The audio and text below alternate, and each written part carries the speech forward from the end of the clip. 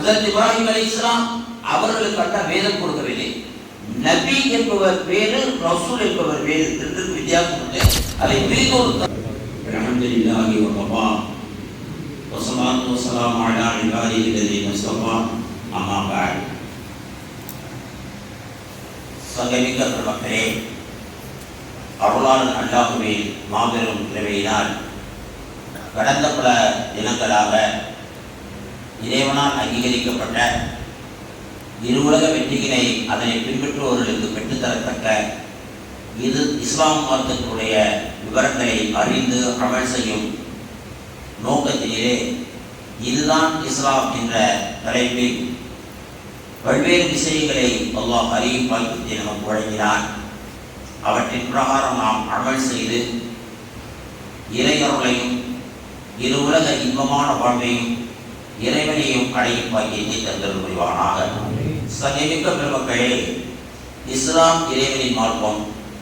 அம்மார்க்கத்துடைய சட்டங்களையும் வழிமுறைகளையும் அல்லாஹ் தன்னுடைய மலக்குமார்களுக்கு தலைவராக அவனால் ஆக்கப்பட்ட ஜிப்ரீல் அலைஹிஸ்ஸலாம் அவர்களின் மூலமாக நமது தலைவர், நபிமார்களின் தலைவர், ரசூல்மார்களின் தலைவர், இறுதி நபி, அவர்களுக்கு பின்னால் ஒரு நபி இந்த உலகிற்கு இல்லை, ஃபாத்திமா நபி ஹஜ்ரத் ரசூலுல்லாஹ் ஸல்லல்லாஹு அலைஹி வஸல்லம் அவர்களுக்கு ஜிப்ரீல் அலைஹிஸ்ஸலாம் அறிவித்து அவற்றை ஜிப்ரீல் அலைஹிஸ்ஸலாம் சஹாபா பெருமக்களுக்கு அறிவித்து அதை தாபிஈன்கள், தபஅ தாபிஈன்கள் மூலமாக இன்று வரை இஸ்லாம் நமக்கு நாம் கடைபிடித்து வருகிறோம் என்ற விஷயத்தை நாம் பார்ப்போம்.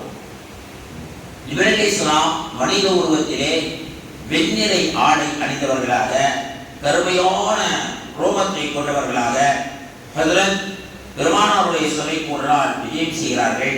செய்தவர்கள் இஸ்லாத்தை பற்றி கேட்கிறார்கள். உங்களுக்கு நான் முன்கூட்டியே இந்த விஷயங்களை சொல்லிவிட்டதால் முன்னுரைக்காக சுருக்கமாக சொல்கிறேன்.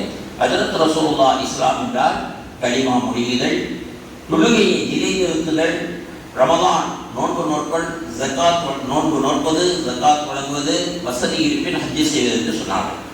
தொடர்ந்து அவர் சொன்னார், சத்தம் உண்மை சொன்னேன் என்று சொன்னார். இரண்டாவது கேட்டால் எனக்கு ஈமானை பற்றி சொல்லுங்கள் என்பதாக. ஒரு முஸ்லீம் இறை நம்பிக்கை கொள்ள வேண்டும், இறைவன் எவற்றை நம்ப வேண்டும் என்று சொல்கிறானோ அவற்றையும் நம்ப வேண்டும். அந்த ரீதியில் ஸல்லல்லாஹு அலைஹி வஸல்லம் சொன்னார்கள், அன்துமின பில்லாஹ், ஈமான் என்றால் நீ அல்லாஹ்வை நம்புவது என்று சொன்னார்கள். வ மலாயிகத்திஹி, அவருடைய அமரர்களை நம்புவது என்று சொன்னார்கள். அந்த இரண்டை பற்றியும் கடந்த 2 தினங்களிலே ஓரளவு நாம் விளக்கமாக தெரியும் பாக்கியத்தை அல்லாஹ் நமக்கு வழங்கினான். அடுத்த பெருமானார் ஈமானை பற்றி சொன்னார்கள், குத்துபிஹி, அல்லாஹ்வுடைய வேதங்களை நம்ப வேண்டும்.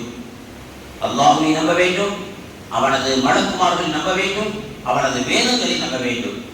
பெருமக்களை இந்த வேதங்கள் என்பதை பற்றி பார்ப்போம். இறைவன் ஏறத்தாழ முதல் நபியான ஹஜ்ரத் ஆதம் அலைஹிஸ்ஸலாத்து வஸலாம் அவர்களையே நபியாகத்தான் படைத்தார். இந்த உலகிற்கு அவர்கள் சொர்க்கத்திலிருந்து இறக்கப்பட்டிருந்தாலும் கூட நபியாக அவர்களை ஆக்கினான். அவர்கள் இருந்து நம் தலைவர் ஹஜ்ரத் பெருமானார் அவர்கள் தான் நபிமார்களின் கடைசி நபி, நிறைவான நபி, இறுதியான நபி.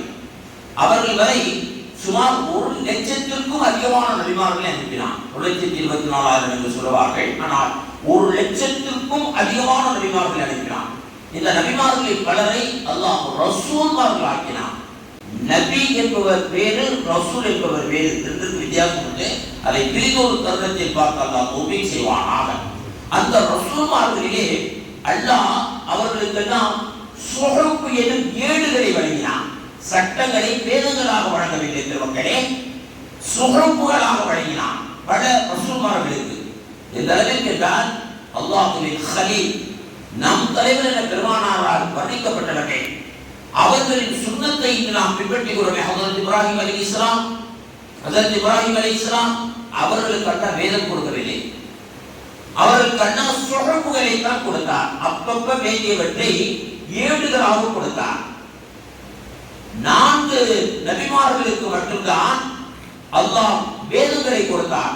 உங்களில் பலருக்கு நன்றாக தெரியும், ஹஜ்ரத் மூஸா அலைஹிஸ்ஸலாத்துக்கு தௌராத் வேதம், ஹஜ்ரத் தாவூத் அலைஹிஸ்ஸலாத்து வஸலாம் அவர்களுக்கு ஜபூர் வேதம், ஹஜ்ரத் ஈசா அலைஹிஸ்ஸலாத்து வஸலாம் அவர்களுக்கு இன்ஜீல் வேதம், ஹஜ்ரத் நம் உயிரின் மேலான கண்மணியான ஹஜ்ரத் ரசூலுல்லாஹ் ஸல்லல்லாஹு அலைஹி வஸல்லம் அவர்களுக்கு குர்ஆன்.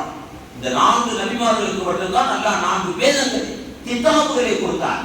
மற்றவர்களுக்கு சுஹஃபுகள் ஏடுகளை கொடுத்தார். நாம் அவற்றை நம்ப வேண்டும்.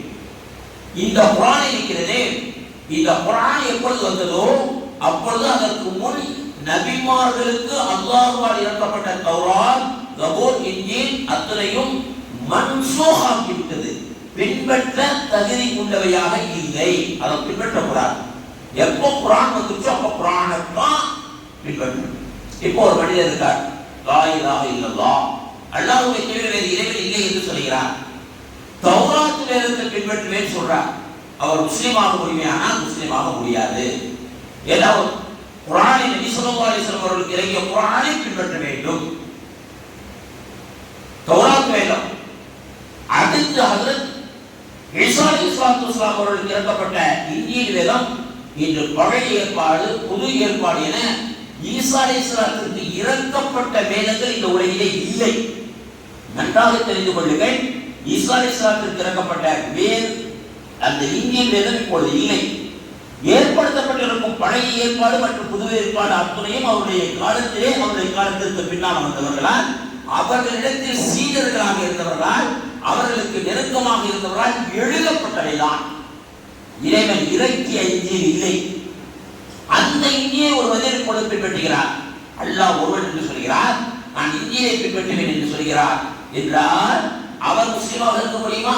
முடியாது.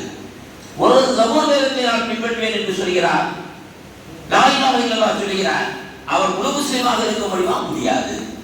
லா இலாஹ இல்லல்லாஹ் முஹம்மதுர் ரசூலுல்லாஹ் என்ற முழு கலிமாவை பின்பற்ற வேண்டும். இந்த முழு கலிமா முஹம்மது ஸல்லல்லாஹு அலைஹி வஸல்லம் அவர்களுக்கு இறக்கிய குர்ஆனையும் அவர் ஏற்றுக்கொள்ள வேண்டும். அதுதான் குத்துபிகி இறைவனின் வேதங்களை நாம் நம்புவதற்கு மிக பிரதானமான விஷயம். ஹஜ்ரத் ஈசா அலைஹிஸ்ஸலாம் இந்த உலகிற்கு வருவார்கள். பெருமக்களே, இந்த உலகிற்கு ஈசா அலைஹிஸ்ஸலாம் வருவார்கள். அவர்கள் உயர்த்தப்பட்டவர்கள். நம்முடைய நம்பிக்கையின் பிரகாரம் அவர்கள் வானுக்கு உயர்த்தப்பட்டவர்கள், எதிரிகளால் கொல்லப்பட்டவர்கள் அல்ல. அல்லாஹ் உயர்த்தி விட்டான். கியாமத்திற்கு, உலக அழிவிற்கு, உலக முடிவினாலுக்கு நெருக்கமாக அவர்கள் வருவார்கள். நீண்ட வரலாறு. வரும் ஹஜ்ரத் ஈசா அலைஹிஸ்ஸலாம் அவர்களும் இந்த குர்ஆனை தான் பின்பற்றுவார்கள். வருவது யார்? ஈசா அலைஹிஸ்ஸலாம். இன்ஜீல் வேதம் கொடுக்கப்பட்டவர்கள் இன்ஜீலை பின்பற்றுவார்களா? இல்லை, குர்ஆனை தான் பின்பற்றுவார்கள். ஆக நாம் இப்பொழுது கிதாப் என்றால் அல்லாஹ்வால் அவரது தூதர்களாகிய நபிமார்களுக்கும் ரசூல்மார்களுக்கும் இறக்கப்பட்ட வேதங்கள். அதிலே முர்சலீன் என்று சொல்லக்கூடிய ரசூல்மார்களுக்கு தான் சுஹஃபுகள் வழங்கப்பட்டன, ஏடுகள்.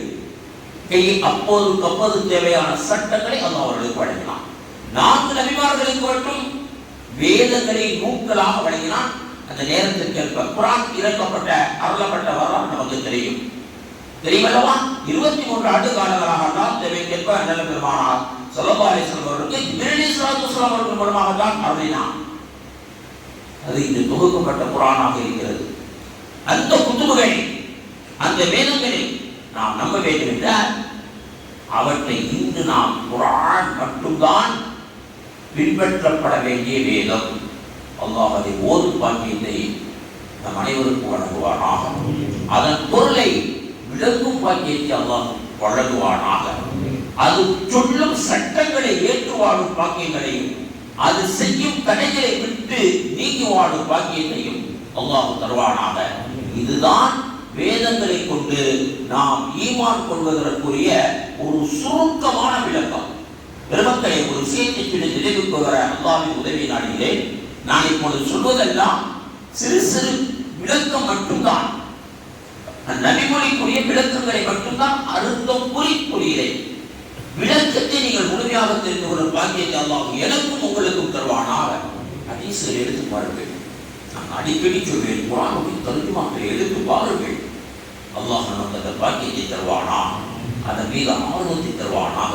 அல்லாஹ் மர்சுக்னா க்ராஅத்தல் குர்ஆனி ஆனாஅல் லைல் வஆனாஅன் நஹார். உனது இறுதி வேதமாம் குர்ஆனை பகலின் இரவிலும், பகலின் ஓரங்களிலும் இரவின் ஓரங்களிலும், அல்லாஹ் எல்லா நேரங்களிலும் ஓதும் பாக்கியத்தை எங்களுக்கும், எங்கள் மனைவி, மக்கள், குடும்பத்தினர், உறவினர், எங்களை சார்ந்தோருக்கும் நீ விளங்கியல் புரிவாயாக. எங்களை குர்ஆனை கற்றவர்களாக ஆக்குவாயாக, அல்லது கற்பவர்களாக ஆக்குவாயாக, அல்லது குர்ஆனை கற்றுக் கொடுப்பதற்கு உதவியாளர்களாக ஆக்குவாயாக. வாஹிரு தஅவானா அனில் ஹம்துலில்லாஹி ரப்பில் ஆலமீன். ஈமானின் தொடர் விஷயங்களை தொடர்ந்து அறிந்து அதன்படி அமல் செய்யும் பாக்கியத்தை அல்லாஹ்விடம் வேண்டியவனாக நிறைவுக்கு வருகிறேன். அஸ்ஸலாமு அலைக்கும் வரஹ்மத்துல்லாஹி வபரகாத்துஹு. சுப்ஹானல்லாஹ்.